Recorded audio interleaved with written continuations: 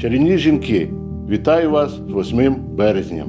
Ви сильні і незламні, здатні подолати будь-які труднощі. Ваш внесок у розвиток суспільства безцінний, і ми вам безмежно вдячні за це. Ваша сміливість і рішучість допомагає змінювати цей світ на краще. Ваша доброта зігріває серця, роблячи наше життя світлішим і теплішим. Любі жінки, нехай у ваших серцях завжди квітне весна.